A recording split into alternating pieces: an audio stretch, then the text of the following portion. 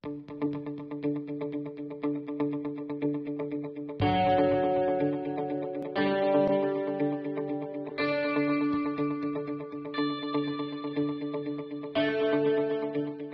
children, you have learned about the natural resource in previous lesson. In today's class we are going to know more about natural resource water. So let us start. Children, as you know, water is one of the natural resource and water is very essential for every living beings, include plants and animals. Plants cannot grow without water. If we see the earth from space, the earth looks like a blue ball. This means that 3/4 of earth is filled with water. In 71% of earth is filled with water. ಕಳೆದ ತರಗತಿಯಲ್ಲಿ ನಾವು ನೈಸರ್ಗಿಕ ಸಂಪನ್ಮೂಲಗಳಲ್ಲಿ ಒಂದಾದಂತಹ ಮಣ್ಣಾಗಿರಬಹುದು, ಗಾಳಿ ಆಗಿರಬಹುದು, ಇವುಗಳ ಬಗ್ಗೆ ತಿಳ್ಕೊಂಡ್ವಿ. ಇವತ್ತಿನ ತರಗತಿಯಲ್ಲಿ ಪ್ರತಿಯೊಂದು ಜೀವಿಯು ಬದುಕಲು ಅತ್ಯವಶ್ಯಕವಾದಂತಹ ಮೂಲ ನೀರು. ಇದು ಸಹ ಒಂದು ನೈಸರ್ಗಿಕ ಸಂಪನ್ಮೂಲವಾಗಿದೆ. ಹಾಗಾದರೆ ಇವತ್ತಿನ ತರಗತಿಯಲ್ಲಿ ನಾವು ನೈಸರ್ಗಿಕ ಸಂಪನ್ಮೂಲಗಳಲ್ಲಿ ಒಂದಾದಂಥ ನೀರು ಇದರ ಬಗ್ಗೆ ನೋಡೋಣ. The distribution of water on earth is not equally distributed. 97% of water is not drinkable as it is salty. Remaining 2 to 3% is only fresh water and it is mostly in ice from and less than 1% only is available for human consumption. ಭೂಮಿಯ ಮೇಲಿನ ನೀರಿನ ವಿತರಣೆ ಸಮಾನವಾಗಿ ವಿತರಣೆಯಾಗಿಲ್ಲ. ಅಂದರೆ 97% ನೀರು ಉಪ್ಪಾಗಿರುವುದನ್ನು ಇದನ್ನು ಕುಡಿಯಲು ಸಾಧ್ಯವಿಲ್ಲ. ಉಳಿದಂತಹ 2-3 ಭಾಗದಷ್ಟು ಮಾತ್ರ ಆ ನೀರು ಮಾತ್ರ ಕುಡಿಯಲು ಸಾಧ್ಯವಾದಂತಹದ್ದು. ಇನ್ನೂ ಕೆಲವು ಭಾಗ ಐಸ್ ರೂಪದಲ್ಲೂ ಇರುತ್ತೆ. ಅದರಲ್ಲೂ ಉಳಿದಂತಹ 1% ಭಾಗ ಮಾತ್ರ ಮಾನವನ ಬಳಕೆಗೆ ಲಭ್ಯವಿದೆ. Let us recall the distribution of water on the earth that you have learnt in your previous class. Answer the questions. First one, where can you find more water on the earth? You all know 97% of water is present in oceans and sea. The next question is, what is the consumable quantity of fresh water? Only 2 to 3% of water is the consumable quantity of fresh water. And next question is, what are the sources of fresh water? Lakes, rivers, ponds, wells, borewells are the important sources of fresh water. And next question is, write here the sources of water that you know. The other sources of tanks, taps, dams, streams, rain. Rainwater flows to nearby water bodies, flows to rivers. Some important rivers of India are Ganga, Yamuna, Kaveri, Tungabhadra, Krishna, Narmada, Tapati, etc. Melted ice flows to rivers. Rivers join to oceans. Around 70% of the Earth's surface is covered by water. These large water bodies are known as oceans. There are 5 among these. Indian Oceans is present to the south of India and Pacific Ocean is the biggest of all. Arctic and Atlantic Oceans are always frozen. ನೀರಿನ ಮುಖ್ಯ ಮೂಲ ಅಂದರೆ ಯಾವುದು? ಮಳೆ.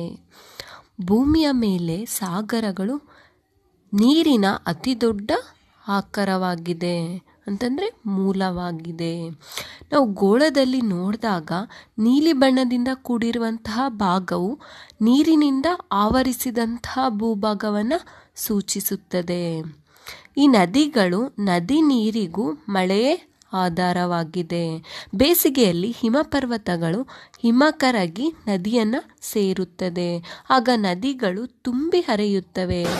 ಎಲ್ಲ ನದಿಗಳು ನಿರ್ದಿಷ್ಟ ಮಾರ್ಗದಲ್ಲಿ ಹರಿದು ಕೊನೆಗೆ ಎಲ್ಲಿ ಸೇರುತ್ತದೆ? ಸಾಗರವನ್ನು ಸೇರುತ್ತದೆ. ಕರ್ನಾಟಕದ ಕೆಲವು ಮುಖ್ಯ ನದಿಗಳು ಯಾವ್ಯಾವುದು ಅಂದರೆ ಕಾವೇರಿ, ತುಂಗಭದ್ರಾ, ಶರಾವತಿ, ಮಲಪ್ರಭಾ, ಕಾಳಿ, ನೇತ್ರಾವತಿ, ಭದ್ರಾ, ತುಂಗ ಹೀಗೆ ಹಲವಾರು ನದಿಗಳು ಕರ್ನಾಟಕದ ಪ್ರಮುಖ ನದಿಗಳಾಗಿವೆ. Rain water enters earth through loose soil and gets stored as underground water. Due the pressure, this underground water comes out earth crust, forming a opening. Through this opening, water rushes out. This forms a spring. ಭೂಕವಚದ ಕೆಳಗೆ ಸಂಗ್ರಹಗೊಂಡಿರುವಂತಹ ಅಂತರ್ಜಲವು ಒತ್ತಡದಿಂದ ಈ ರಂಧ್ರಗಳ ಮೂಲಕ ಹೊರಹೊಮ್ಮುತ್ತದೆ. ಇದನ್ನು ಚಿಲುಮೆ ಅಂತ ಕರಿತೀವಿ. ಮಳೆಯ ನೀರು ಈ ಮಳೆ ನೀರು ಭೂಮಿಯ ಸಡಿಲ ಭಾಗಗಳ ಮೂಲಕ ಹೊಳಹೊಕ್ಕು ಒಂದೆಡೆ ಸೇರಿ ಅದನ್ನು ಅಂತರ್ಜಲವಾಗಿ ಚಿಲುಮೆಯ ರೂಪದಲ್ಲಿ ಹೊರಬರುತ್ತದೆ. ಅಂತಂದರೆ ಭೂಮಿಯ ಒಳಗೆ ಮಳೆ ಬಿದ್ದಾಗ ಏನಾಗುತ್ತೆ, ಈ ಸಡಿಲವಾಗಿರುವಂತಹ ಮಣ್ಣು ಏನಾಗುತ್ತೆ, ಆ ಮಳೆ ನೀರು ಒಳಗಡೆ ಸಂಗ್ರಹವಾಗುತ್ತೆ. ಆಗೇನಾಗುತ್ತೆ, ಅಂತರ್ಜಲ ಅಂದರೆ ಆ ಚಿಲುಮೆ ರೂಪ ಹೊರಹೊಮ್ಮಿದಾಗ ಈ ನೀರು ಹೊರಹೊಮ್ಮುವುದನ್ನು ನಾವು ಚಿಲುಮೆ ಅಂತ ಕರಿತೀವಿ. We can also dig holes and uses of underground water.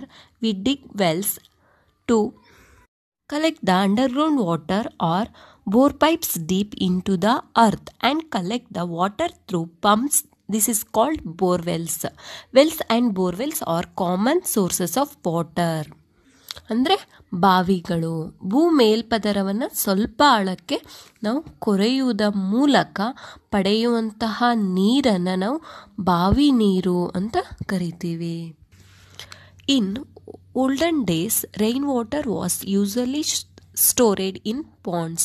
Ponds are nothing but lowlands. So the rainwater flows and gets collected in the ponds. Sometimes ponds are also fed by small streams from rivers. Ponds may be naturally formed or man-made. ಅಂದರೆ ಮಳೆಯ ನೀರನ್ನು ಸಂಗ್ರಹಿಸಲು ಮಾನವರು ಕೃತಕವಾಗಿ ನಿರ್ಮಿಸಿದಂತಹ ತಗ್ಗು ಭಾಗವನ್ನು ನಾವು ಕೆರೆ ಅಂತ ಕರಿತೀವಿ. ಅಂದರೆ ಕಡಿಮೆ ನೀರನ್ನು ಸಂಗ್ರಹಿಸಲು ಈ ಸಾಮರ್ಥ್ಯವನ್ನು ಹೊಂದಿರುವಂತಹ ಈ ಬೆಟ್ಟಗಳ ಮೇಲೆ ಆಗಿರ್ಬೋದು, ಎತ್ತರದ ಸ್ಥಳಗಳಲ್ಲಿ ಬಿದ್ದ ಮಳೆ ನೀರು ಹರಿದು ಬಂದು ಅಂದರೆ ಸಂಗ್ರಹವಾಗುವಂತೆ ಒಂದು ನಿರ್ಮಿಸಿರುವಂತಹ ಗುಂಡಿಯನ್ನು ನಾವು ಕೆರೆ ಅಂತ ಕರಿತೀವಿ. ಹಳ್ಳಿಗಳಿಂದಲೂ ಮಳೆಯ ನೀರು ಹರಿದು ಬಂದು ಈ ಕೆರೆಗಳನ್ನು ಸೇರುತ್ತೆ. Dams are constructed across the rivers to store water for agricultural purpose, generating electricity, supplying drink water, etc. Water can be stored in rainy season and can be used during drought. The huge tons of dams where water is stored is called reservoirs.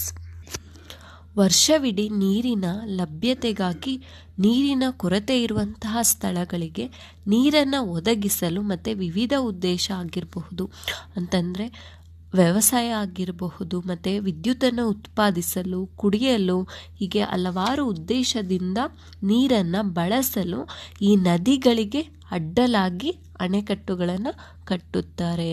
ಆದರೆ ಹಿಂದೆ ಹಲವಾರು ವರ್ಷಗಳ ಹಿಂದೆ ಏನು ಮಾಡ್ತಾಯಿದ್ರು ಅಂದರೆ ನೀರಿನ ಮೂಲವೇ ಮಳೆ ಆಗಿತ್ತು. ಅಂತಂದರೆ ಮಳೆಯನ್ನು ಆಶ್ರಯಿಸಿ ಅಲ್ಲಲ್ಲಿ ಗುಂಡಿಗಳನ್ನು ತೋಡಿ ಆ ಮಳೆ ನೀರನ್ನು ಸಂಗ್ರಹಿಸ್ತಾ ಇದ್ದರು. ಅಂದರೆ ಕೆರೆಗಳಾಗಿ ನಿರ್ಮಿಸಿ ಅಲ್ಲಿ ನೀರನ್ನು ಸಂಗ್ರಹಿಸಿ ಬಳಸ್ತಾ ಇದ್ದರು. ಅಂದರೆ ಮಳೆಗಾಲದಲ್ಲಿ ನೀರನ್ನು ಸಂಗ್ರಹಿಸಿ ಅದನ್ನು ಬರಗಾಲದ ಸಮಯದಲ್ಲಿ ಬಳಸ್ಕೊತಾ ಇದ್ದರು. The important water reservoirs are Krishnaraja The important water reservoirs are Krishnaraja Sagar KRS Dam. Tungabhadra Dam is considered as the biggest dam in Karnataka. Vani Vilasa Sagara is the oldest dam in Karnataka. Supa Dam, Alamatti Dam, Hemavati Dam, Kabini Dam. These are the water reservoirs in Karnataka.